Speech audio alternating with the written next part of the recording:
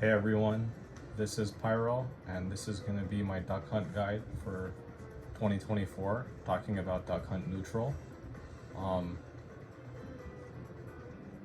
This guide is going to focus on how you can transition from different interactions to different game plan ideas pretty naturally, making the character very consistent to play.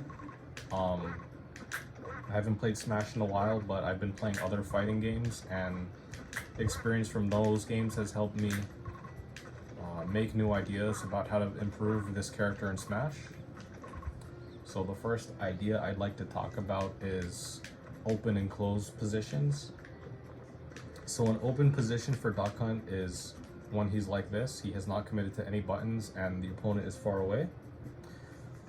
This is the most important position for Duck Hunt because this gives you all your neutral options available for you to dodge attacks, anticipate your opponent, and playing neutral, keeping yourself open. And closed positions is as soon as you spawn Can and as soon as you spawn Gunman. During moments when you're spawning those moves, you lock yourself into the move. Your opponent has now the option to punish those attacks with, let's say, their own projectiles. So the way that I was finding out in other fighting games is that in other games where there was other characters that had good projectiles in neutral, I was finding myself in a lot of positions where I'm spawning a lot of moves, a lot of cross-stage moves that I'm getting punished for it on startup. The way to solve these startup problems, which is something you'll see happen to Duck Hunt players if they're not paying attention, is versus characters like Ivysaur and Falco who can shoot lasers or shoot piercing projectiles to break your setups. The reason why waiting a second with Duck Hunt is really important is because you can anticipate your opponent's cross-stage counterplay before it's even coming out. So in this case, if Wolf wants to maybe shoot a laser to disrupt my position, I can anticipate lasers early and jump over lasers and punish them with fair. Same thing for Ivysaur, same thing for Falco. So waiting that 1 extra second before you spawn projectiles in neutral, anticipating cross-stage counterplay, is really helpful in terms of upping your awareness, as well as being more prepared to not autopilot your projectile spawns. And that's a skill I think people can get better at by playing other fighting games as well, where there's a lot more cross-stage projectile play, and you will find yourselves getting punished on a lot of lazy startups by cross-stage moves punishing you on startup. So that's the first idea. The idea that you want to be a bit more in the open position, more neutral, before committing to your projectile spawns. Now, what this helps out is that this ends up freezing your opponent a lot. If Duck Hunt that's not committing to his projectile moves is going to be moving around a lot more, he's going to be anticipating maybe jumps forward so he can hit them with forward airs or up airs or dash backs or dash in grabs or parries, because you are no longer focusing on just spawning your projectiles. You're focusing on prioritizing tracking your opponent as they move forward. And when opponents feel this kind of pressure, Duck Hunt is waiting for them to move forward so he can punish them. That's when they're going to start slowing down. They're going to start holding back a bit more, and they're going to freeze a bit more because they're not expecting Duck Hunt to spawn a projectile and run in. They're expecting Duck Hunt to punish the run in. Once you get your opponent to freeze like that because you are not committing to the closed position as fast, you're keeping yourself open, that is when you have the option to spawn projectiles across stage. These kinds of moments where your opponent has not chosen to dash forward, they're waiting for you to make the first move, is when you're allowed to make the first move with Duck Hunt. And fortunately for Duck Hunt, he's really good at making the first move. You just have to wait till your opponent is not committing into you. So now we got the positions we want. We have cross-stage gunman, we have Can that we can ping over. Now we have established our projectile game. We've frozen them first. We haven't committed to projectiles because we're expecting our opponent to try and counterplay it by dashing in from cross-stage. We're counterplaying that. We've got them to freeze up. They're not coming at us as much anymore. They're waiting for us to make the first move, and Duck Hunt has good first moves in Can and in Gunman. Now, one thing that I was learning in other fighting games is that there was a lot of other characters that had their own desynced attacks and desynced projectiles like Duck Hunt, and those characters had a lot of privilege in neutral because you could get your desynced attack, have your desynced attack hit them, and then combo off of it. However, in a lot of cases, in other fighting games, when you have these kinds of desynced attacks, what you're not allowed to do is have them block an attack and then grab them while they're blocking. Grabbing in block stun is not typical in a lot of games because they don't want you to have just the option that directly beats blocking. They want you to mix up with highs and lows. Like, let's say someone blocks high while they're getting, so let's say Wolf is blocking here, I would have maybe have to do a down tilt to get a low mix up, or I jump up and I get a high mix up with a forward air. That's how an interaction would go in a different kind of fighting game because you can only block high or you can only block low. And when I was playing these other fighting games, I thought to myself, wouldn't it be crazy if you could just grab them out of block? And hey, guess what? You can do that in Smash. Which means the option you're pretty much always looking for when you get someone locked down with the gunman is your grab.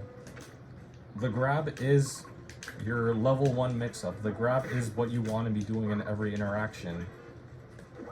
This position of just summon gunman and grab is really hard to deal with because you have 5 different gunman timings that your opponent has to get used to. And the fact that, let's say if it's a late shooting gunman like that one, if you grab early and they maybe dodge your grab, well, now you have the gunman shooting late covering you. If you have a fast shooting gunman like this, maybe the gunman shoots first, locks them into shield, and then you get your free grab in that situation. In this case, don't think about trying to mix up immediately as the game starts. Don't think about maybe their counterplay to you grabbing like this. Do your level 1 mix-up. Show them that you're willing to grab them in this way. And then start counterplaying their other options if they start jumping or backing up because you are coming in with a grab after a gunman. Now the next option off of this is we've did our first step, we froze the position, they're not committing, we have a gunman spawn. We don't have to go in after the gunman spawn. We don't have to have gunman spawn and go in and try to grab them, even though that's a good way to approach with Duck Hunt. We can have gunman spawn, take control of the ground, and then let that be the position, let that be the defense that allows Duck Hunt to spawn Can. So in this case, we're using one desync projectile to clear space to summon another one. And this is really good pressure, obviously, because in this case, we can do something like this. Gunman protects the spawn of Can, and then Can locks down the jump forward. The jump forward is now locked down, and while the jump forward is locked down, we can then spawn a gunman to lock down the ground again. So we have 2 projectiles that we can rotate between, and the projectiles cover the space to spawn another one.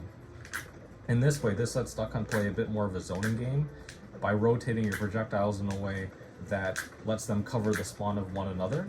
And because these are both desync projectiles, even though you commit to both of these buttons, you're still free from movement for Duck Hunt. So because of that, let's say your opponent is trying to anticipate you spawning 2 projectiles so they can do maybe burst moves like Zelda up being across stage, or maybe something like Sonic side being across stage, these kinds of moves to rip right into your position. You're still in a closed position, or you're still in an open position after using one of these because you're in a desync, you're using desync projectiles. So because you can return to open position so quickly after summoning these projectiles, gives you a lot of space to bait a lot of burst moves coming in after you have your projectile wall set up. And doing this is really good against aggressive players because all of a sudden their aggression is getting overloaded, because trying to move forward when the Can is covering jump, the gunman's covering low, and then Duck Hunt is also free to move to back up to anticipate what other option they're going to pick, makes it really hard to approach Duck Hunt when you're using all of these moves in coordination. And because of that, your opponent has pretty much 3 options.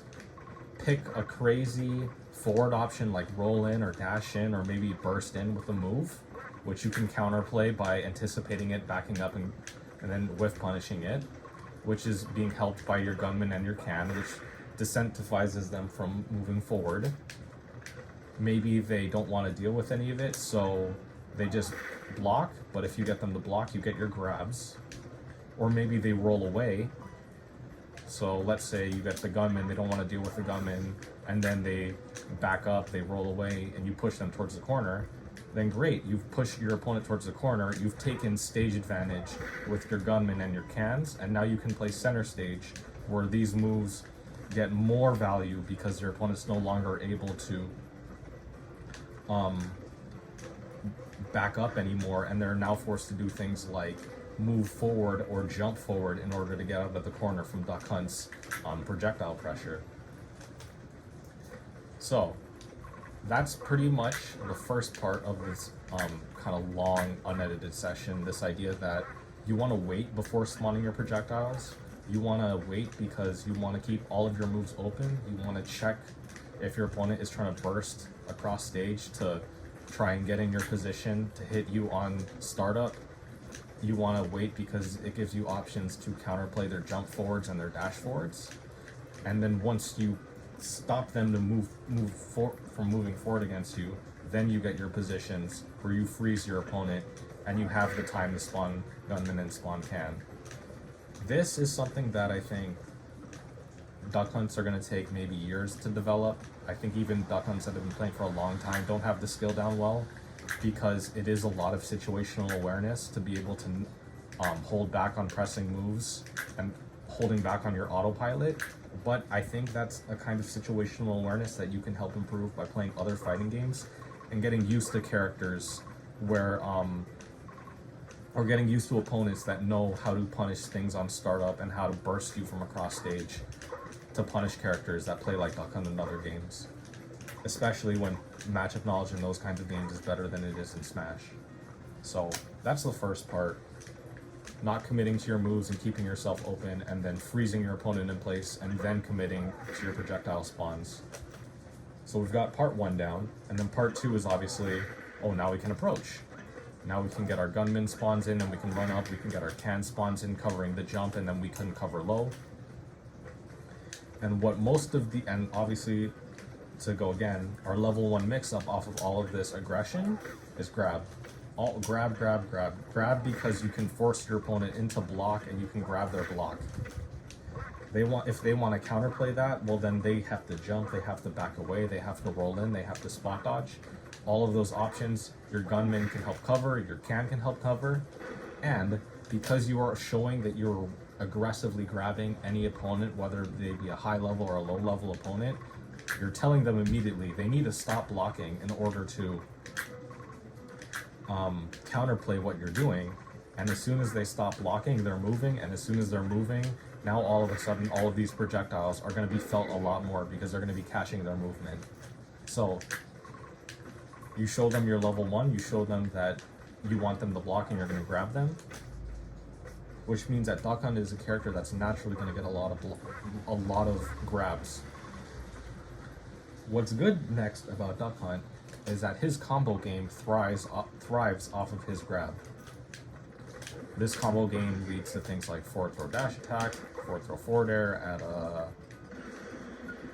higher percents.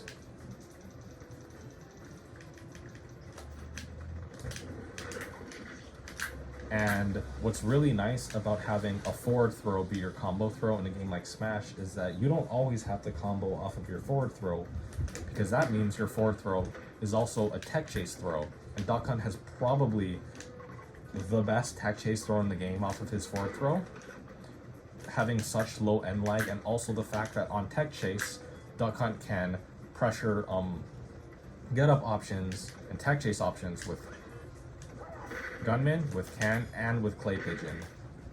One thing that a lot of Duck Hunts have been struggling for a long time is that they see clay pigeon, they know it's his best combo starter, and they just try and throw it in neutral, and it doesn't connect because it's easily predictable. Clay pigeon off of tech chases is a lot more likely to land because your opponent has to pick the right tech chase option to avoid it. They don't have the freedom to shield it or jump over it. You have given yourself the best scenario of landing Clay Pigeon off of tech chases. So what makes Duck Hunt so good then is that his neutral naturally leads him to getting a lot of grabs. His grabs naturally lead to tech chases, and tech chases naturally lead to his best combo starter. So, now that we understand that Duck Hunt is a character that likes to get a lot of grabs, he likes to combo off of forward throw, and his forward throw, and his things like forward throw and forward air, and all of these moves, because they naturally like to lead to tech chase situations. What should we then expect off of these tech chase situations? Well, one thing you can kind of expect off of these tech chase situations is that if your opponent doesn't know the matchup, you're kind of able to do like forward throw tech chase into immediate Clay Pigeon, maybe catching miss tech in place or tech away.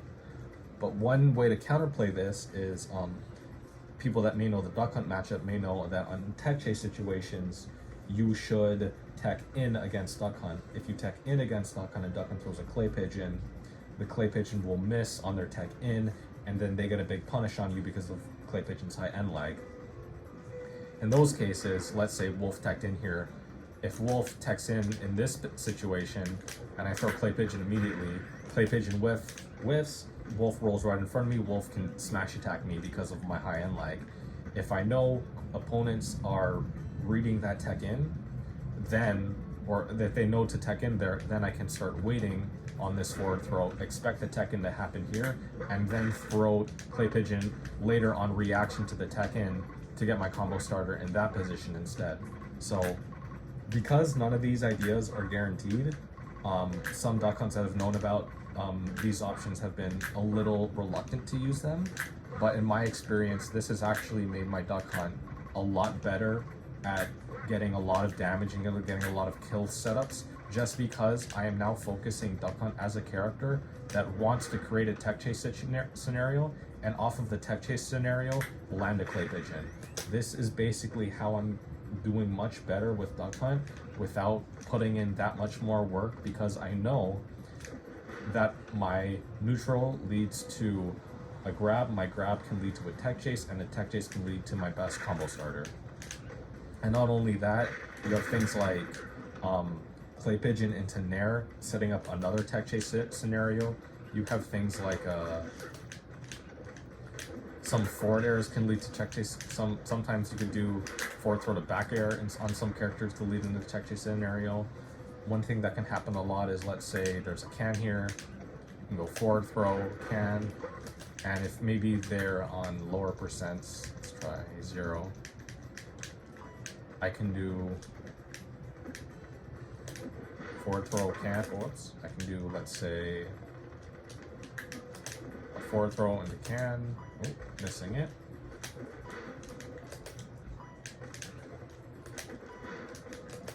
Ay.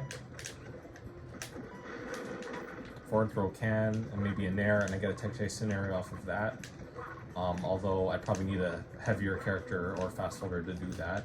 But the basic idea is that because Duck Hunt is a character that has so many different combo routes, you can now focus on directing your combo routes into tech chase scenarios. But let's say you're playing against a floaty character, and the floaty character kind of goes up after your forward throw forward airs instead of going out. Or let's say someone knows a bit more counterplay and they know the DI forward throw up and forward air up, so they don't end up in tech chase scenarios. What happens then when the matchup starts being a little more when I don't have as many tech chase opportunities because I'm playing against a floaty character? Well, Duck Hunt is also really good at juggling floaty characters, because once people start going up against him, now you have your very privileged up air that you can start juggling with. And juggling with Duck Hunt is also something that I've gotten a bit better with, mainly because I'm incorporating moves a bit differently now in terms of making my juggling a bit better. So the first one is basically, let's say we're gonna put Wolf at some high percents. Forward throw, and then let's say we hit him with Clay Pigeon back air or something. We get him far away. Or Clay Pigeon up air would be a good one. So we're in a juggle situation, we have these forward airs that we like to use. But let's say we push that juggling percent all the way to like 100. One thing that I'm doing now more of is that in these scenarios where people are far away, obviously the Smash 4 trick would have been, obviously in Smash 4 it would have been just slowly pinging can at them because you could not hit can in the air to pressure people on a juggle. However, now in Smash Ultimate, what you can do is you can hit can in the air. Well, when it comes to hitting can in the air, one thing that's really good is, let's say we hit our opponent high up in the air. Obviously we have up air that maybe we want to chase them with, but let's say if they're a bit far across the stage, we want to have can chase them if we're hitting them far away, and then we want to follow behind that can. Well, you can do it like this, but other things we can do is now the ability to do things like back air on can. So this input is the one from a Gamers Tech video about getting basically buffered back airs very quickly, buffered turnarounds. I'm not as good at doing on the left. Hold on. Yeah, there we go. So basically, the idea now is that we can hit people high up in the air because Duck Hunt naturally is going to juggle people high up into the air. And then after we juggle people high up into the air, we want to send can at them as fast as possible. And the best way to do that is with this can spawn into this very fast back air. By using can in this way, off of this back air, it's the best way to spawn can over things like a nair can or a forward air can, because with this, we are using the aerial that can let Duck Hunt auto cancel, allowing him to quickly maneuver behind his can after he hits it, as well as the fact that back air lets you ping can back towards you. So if you're, let's say, hitting someone high up in the air, send can at them, back air can, you can cover the route backwards towards stage by pinging can off of the back air. And this way to spawn can is just, in my opinion, has been the most efficient way to get can involved in a juggle against opponents across the stage on the top of the screen, because it lets you auto cancel like this. It lets can return to position as quickly as possible.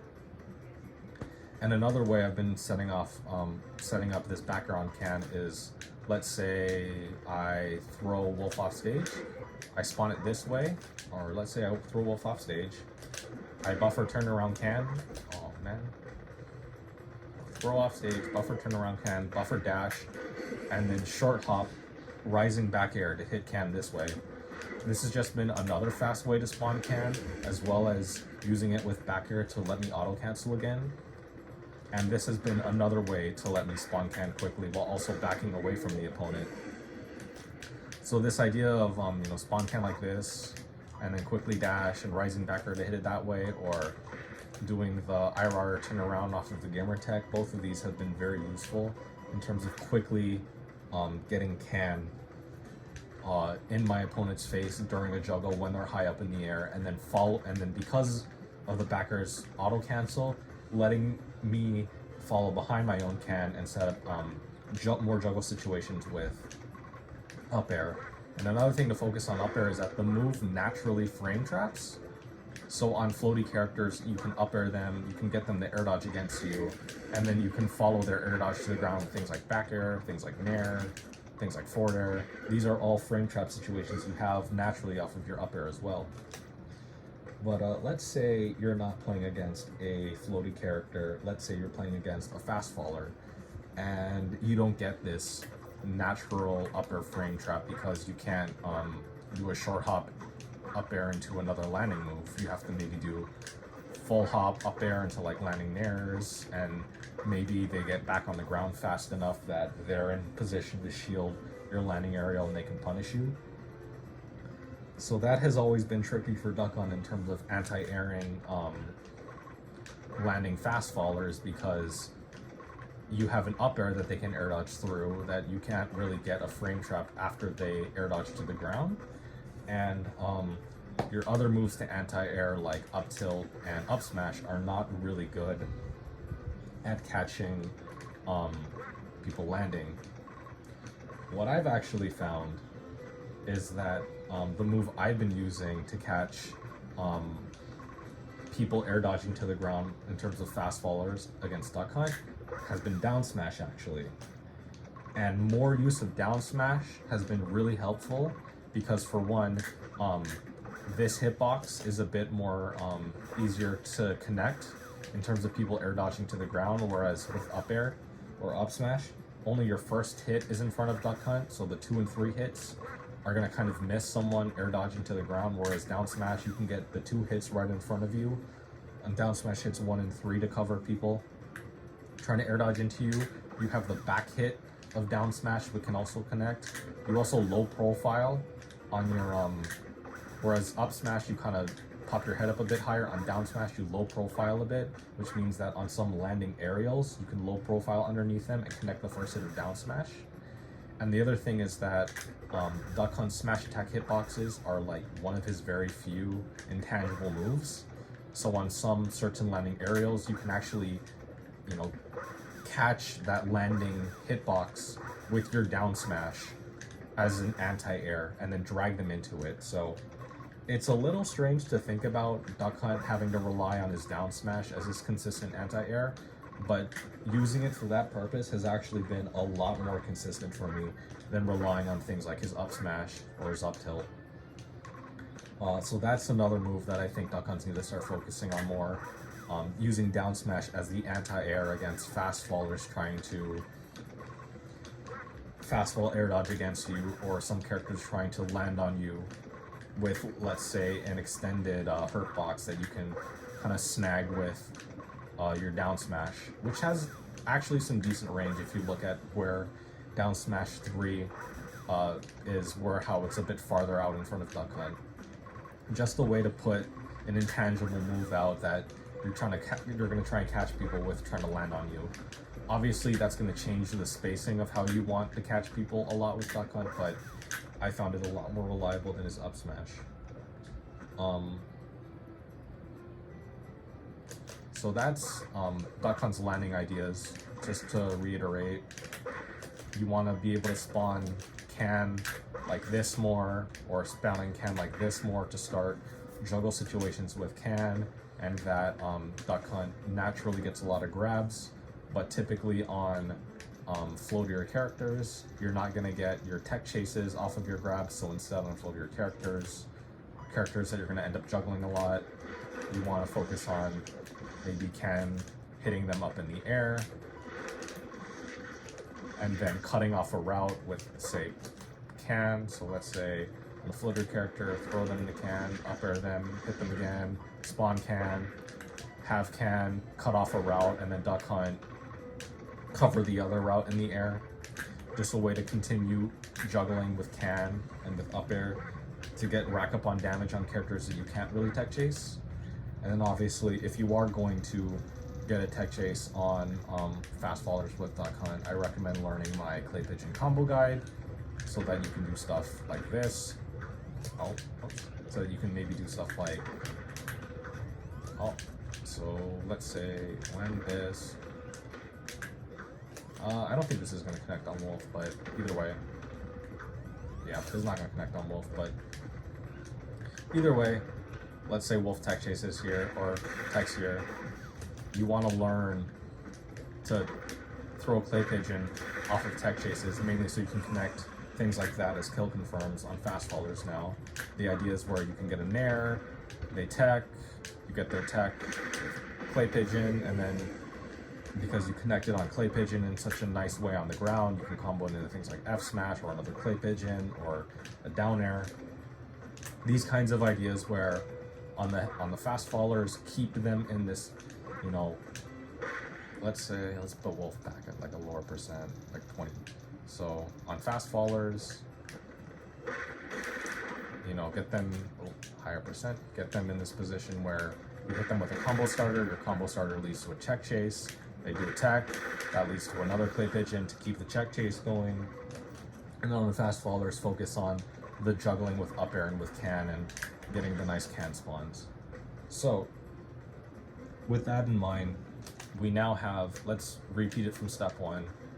Don't commit to a button too quickly in neutral. Keep yourself open. Get them to freeze first. Once they freeze, you have time to spawn your projectiles. Your projectiles are going to lock your opponent into shield. You get grabs. Your grabs then can convert into combos that send the opponent in the air, or your grabs are going to convert into combos that ends up in tech chases, depending on which type of character you're fighting. So obviously, that's really good. We are combining all of these ideas in a way where Duck Hunt's getting a lot of value off of what he's going for in neutral. But the other thing that's really good about Duck Hunt is that because his combo game is forward throw focused, his combo game naturally pushes his opponents towards the ledge. So in this case, like let's say we have Wolf at center stage, forward throw forward air, boom, he's already off the stage. At 0%, Duck Hunt has already accomplished putting his opponent off the stage from center stage just because his combo game naturally pushes someone towards the corner. That's also something that you'll want to focus on when juggling.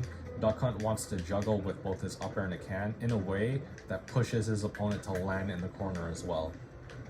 Because off of everything that Duck Hunt does, the best pressure he gets is corner pressure. Something similar you'll see in a lot of fighting games where a lot of combos that you could do for max damage aren't used because you'd rather use combos that can end by putting your opponent in the corner and then getting corner pressure off of them.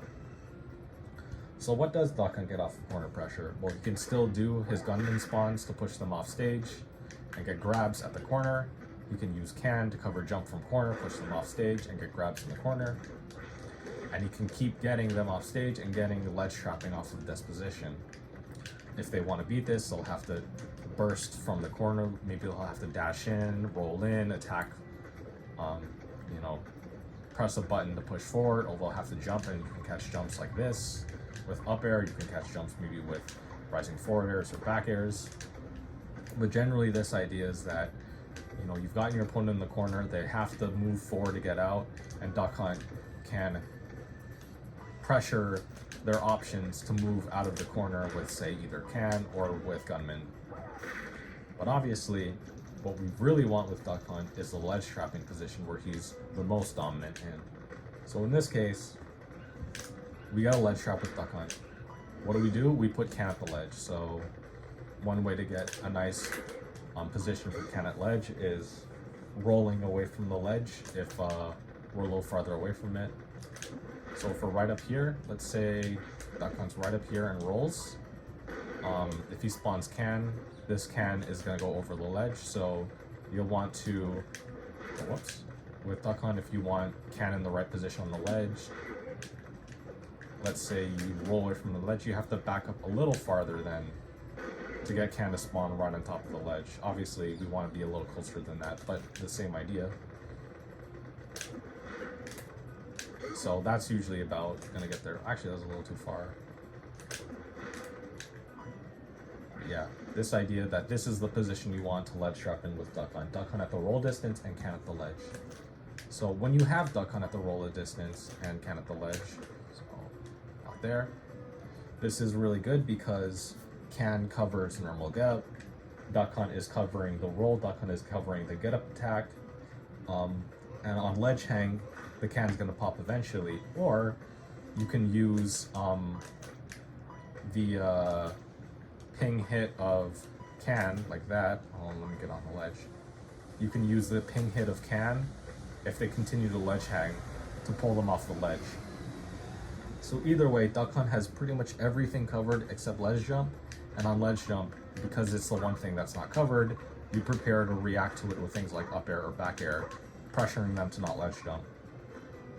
So once we have this position, remember we got into this position because first we froze, then we got our projectile spawn, our projectile allows us to get a grab, our grab pushed them to the corner, and our corner, and once we push them to the corner, we got this position off of corner pressure.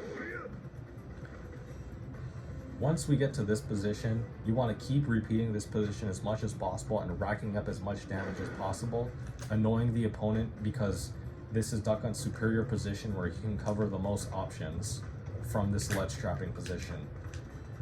So, because this is the position where Duck Hunt is most dominant in, he wants to be in this position a lot. He wants to keep racking up damage, and then the higher percentage someone goes, maybe you start baiting things like roll from ledge, maybe you start baiting get up attacks from ledge, maybe more aggressive ledge options for opponents that are getting frustrated because they're not beating it, and then that's ways to get easy kills with a character when you've baited the worst ledge options because you've continued to cover them on ledge for damage. Now, one thing to know is that I'd say there's two positions you need to learn, or two main positions for ledge trapping with Duck Hunt, and obviously this is the first one, can at ledge and Duck Hunt at the roll distance. But the other one you might want is can at the roll distance and Duck Hunt, or can at ledge and Duck Hunt at ledge.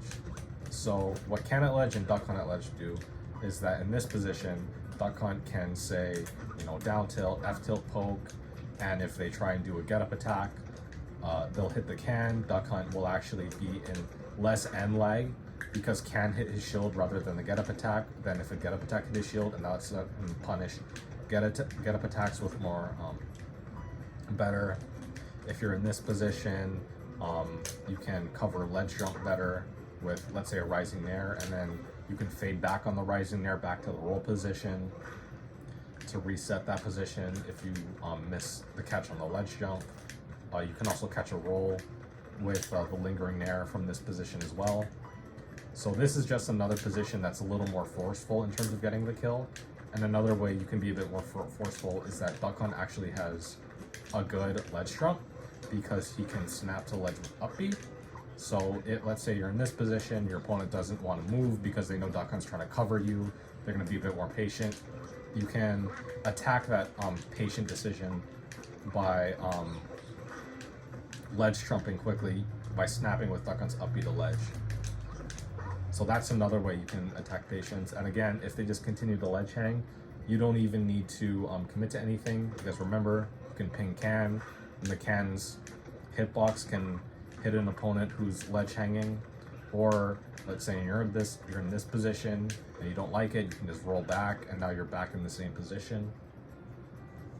So this is just a way to be more forceful with can if your opponent is at higher percents and you're trying to land the kill, and with Duck Hunt's ledge trapping. Now there is, I'd say, one more thing you can do with Duck Hunt, and that's obviously I'm doing the roll and then I'm backing up a little bit farther so that can connects at the tip of the ledge. But if I just roll from the ledge, you notice that can will actually be thrown off of the ledge. It'll fall off of the ledge. This itself is actually a different ledge trap, and one that I really started to notice be used by the Duck Hunt player Fawn from New York, the PR player from New York. And what's so good about this position is that you'll wait a little bit to throw can here because you want your opponent to grab ledge before you throw can here. And then once you spawn can, notice how the spawn of can is gonna cover, let's say, a ledge jump, and then it's gonna cover a normal get up, and then it's gonna fall and hit their ledge hang. So if you're in this position, you let your opponent grab the ledge first, you spawn can covers ledge jump, then can covers normal get up, and then can forces them to pick a button off of the ledge because it's gonna hit their ledge hang when it runs out of invincibility and force a stage tech. So this is another option that Duck Hunts have if you want to be a bit more forceful with forcing an interaction off the ledge. Just remember that you gotta wait for them to grab ledge first to do something like this. You gotta let their ledge hang invincibility run out as the can falls in that position right there when it slips past the ledge. And that's an option that's good for getting kills off of ledge trapping with Duck Hunt. There is one more that I'd like to say you can do, and that's throw can and kind of buffer a clay pigeon there. And as you can see, clay pigeon is getting cut off and falls there. This is really good because that clay pigeon right there can cover a lot of options. That whole pop can cover ledge jump, it can cover ledge hang, it can cover normal get up. And obviously doing this still keeps your can where it wants to be in terms of the can at ledge position. But what this option is really good at doing specifically is not when you hit can over, but if you can do this quickly, that clay pigeon pop right there actually 2 frames, and it pulls them away from the ledge, allowing Duck Hunt to do something like, you know, pop clay pigeon here and then combo with, let's say, a nair or a down air or a forward air after that. It's a little finicky because if you hit clay pigeon in that kind of position, the clay pigeon explosion is actually neutral, which means that it'll also hurt Duck Hunt, and that can throw off Duck Hunt if he's too close to the pop. But this is just another option you have to both ledge trap and to potentially 2-frame the opponent if you have the time to set it up. So I hope people can kind of reconstruct what we've done since the beginning. In the beginning, we want Duck Hunt to be open. We don't want to commit to any kind of projectiles yet if we expect the opponent to be prepared to burst at him from across stage to stuff his startup. Once we get the opponent to freeze because they know we're trying to counterplay them from dashing forward, now we have the time to set our projectiles. And once we've set our projectiles, now we are in the position to force them into block, take a grab. Once we get them to grab lets us combo start. And we either want to combo into things that can punish, let's say, characters that can be hit up, so we can set up juggle situations, or we're gonna want to combo in a way that lets us get tech chase scenarios, so we can get value off of our tech chase scenarios instead. And specifically, the juggling is going to be focused on floatier characters, and the tech chase situations are going to be focused on fast falling characters. Once we get our good combo game that is going to be directed towards going up to a juggle or towards the ground for a tech chase, we want to focus on pushing that combo game to force our opponent towards the corner, where we can then set our cans and our gunmans as corner pressure, eventually forcing them off stage, and then getting our ledge trap, which is Duck Hunt's best position, and then using that ledge trap position to rack up a ton of damage until that ledge trap eventually leads them to, you know, a lot higher percents, where once our opponents are at a lot higher percents, our ledge trapping can then get a bit more value and start comboing the other things like that. And then obviously the next question is, well, we figured out how we want to play Duck Hunt in the beginning. We figured out how we want to play more patient. We figured out when we want to spawn projectiles and how we want to use them to approach. Or if we're not going to approach with them, how they're going to cover the spawn of another projectile, letting us play a zone game. That projectile pressure game is going to lead to grabs during their block. Those grabs are going to lead to combos that then push them towards the corner. That corner is going to push them into corner pressure. Corner pressure is going to push them off stage, and off stage is going to turn into a ledge trap where we get most of our damage. And then once they get high enough, that position is going to put us in positions where we can go for more aggressive and more forcing ledge traps that can net kills. So the last question then is, well, what do you do then if your opponent has hit too high of a percent? Let's say you're doing all of this damage, but you've missed your kill confirm window and your opponent is at high percents and your up air is stale because you've juggled with it too much, your can is stale because it's hit too many times. What do you do in this position? This is where the real secret of finding success with Duck Hunt is. In this position, you keep with the same game plan. You freeze the opponent, you summon You know, you freeze your opponent, you summon your gunmans, you summon your cans, and the higher their percent goes, the more likely these moves are going to kill. Even if they don't kill, they're going to hit your opponent far away, and when your opponent is hit far away, you get a lot of time to set up a juggle or to set up a ledge trap. So in this case, don't think of Duck Hunt as a character that wants to get an opponent to a certain percent, then start fishing for a kill confirm. If you miss your kill confirm window, just keep doing a ton of damage, because you'll end up in this position where they're at very high percents, and you have chip options to kill them. You can chip them with a stray gunman hit, you can start getting your stray can hits, which are kill options. If they're in the corner, you can maybe get forward tilts as kill options. Maybe they hit you too aggressively, you can hit your nairs. Maybe you're getting them to jump from the corner and you can start hitting them with back airs. Let's say you hit them off stage, they come back high, and they come back high, now you have options to kill them with your up airs. Basically, whereas with characters like Wolf and Sheik and Inkling, where after they miss their kill confirm windows, the value of their good neutral moves that can win a lot of exchanges goes down because they don't result in kills. With Duck Hunt, once you push them into the really high percents, all of your neutral wins with your safe neutral moves result in giving you time to set up your projectiles, and that then creates a feedback loop where the higher your opponent's percent is, the higher value your moves scale when connecting. The farther they fly away from your moves, the more time you have to set up another option. The more higher percents are at, the earlier they're gonna, the quicker they're gonna die to can explosions and to stray gunmans.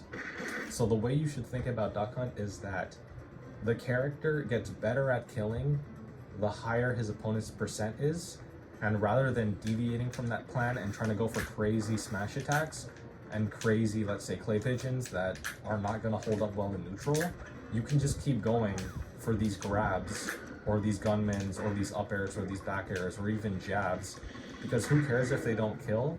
They're going to be putting your opponent far away from you and giving you a lot of time to set new cans and new gunmans, and those are going to eventually straight hit for the kill.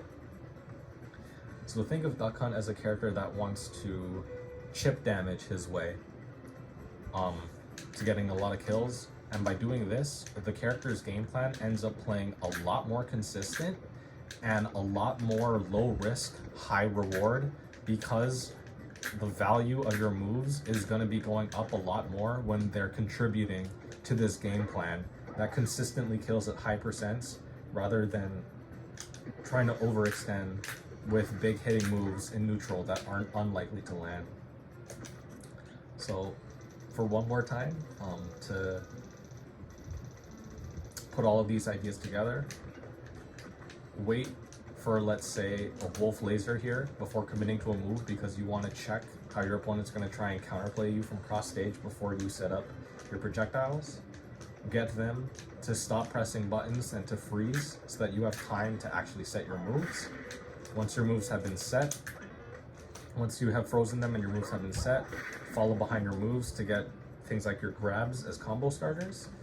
If they start counterplaying those grabs, well, you still have coverage and you still have mix-ups to predict those and beat them. Once you get these grabs in your combo starters, focus on combos that push them towards the corner, and on floaties, try and set up juggle situations with upper and can, and on fast followers, try and set up tech chases. At the end of those tech chases and those juggle situations, push them towards the corner, have them stay in the corner with your corner pressure with things like gunman and can, get them off stage, set up your ledge traps, and lock them down in your ledge traps until you put them at high percent. And then basically, once they get it to high enough percent, who cares what they're doing? Because eventually these straight hit moves like can and gunman, they're gonna kill at higher percents. So this may seem a little silly to keep playing it this way because you're not really committing to big moves, But you don't have to, because eventually a low commitment move at high enough percent is going to turn into a kill. And that's how I want Duck Hunts to focus on playing the character. This way you're playing a lot more patient, a lot more situationally aware of what's going on, and you have a lot more opportunities to actually get your clay pigeons off and your big can and your big gunman combos off, because you're actually being more patient, more situationally aware to what's going on, and you're converting higher off of your juggle and your tech chase situations. So one way that maybe the strategy gets a bit more involved with mix-ups is you start doing dash back, dash forward to get grabs in. Maybe because you're being so annoying with a zoning game of cannon gunman, you start having your opponents commit aerials from far away and you start parry fishing them. One thing that I would recommend people start trying to figure out is rolling in after getting hit by a safe move, and this has been popular in Japan for a while, so that you can force a cross-up immediately after getting hit by a safe move. And this is especially good for Duck Hunt because he can get hit in this position, roll in, and then have things like cannon government. And then let's say you know, Wolf does a safe landing aerial on Duck Hunt's shield here. Duck Hunt can roll in and then have can ping forward, cover that roll in, so Duck Hunt gets a cross up while also covering himself. Just ideas like this let you create a lot more chaos in neutral and let you counterplay a lot more moves effectively without committing to very crazy things like full contesting forward airs, or, you know, dashing in, trying to like fight faster characters that are going to swing, that are going to bat you away with bigger hitboxes or better frame data. And so that's pretty much all I have to say. I've noticed myself playing significantly better even just after a couple days of getting myself invested in like different other fighting games, and this is improvements that I wanted to share with other Duck Hunt players. I would say that you're still not going to find this to be a perfect character in terms of play the character into whoever you want, because there's still a lot of matchups that are going to be, you know, full counterplay against things like can spawn and gunman spawn, because they can punish those things on reaction even from across stage. But the nice thing is that because I'm focusing on playing on more than one character in this game, I am more aware of what stages and what positions and what matchups I want Duck Hunt to be playing in, because I know the opposing character doesn't have the tools to beat what I'm trying to do so easily. And in the matchups where I know I'm getting beat easily because I can't use these moves as freely as I want to, I can just simply switch. So don't be afraid to think of a bad matchup and try and think of how to beat that matchup in the lens of a different character. Open your perspective, play more characters, figure out different ways to beat something. But I just hope that this video provides a lot of Duck Hunt players with the ideas and the tools to play the character as flexible and as aware as they'd like, so that they can get all of the really cool stuff off of the character, because they are giving themselves a lot of opportunities to really mix up their opponent, add a lot of variance to their gameplay, and have the confidence to beat better players, because you know your character is capable of a lot of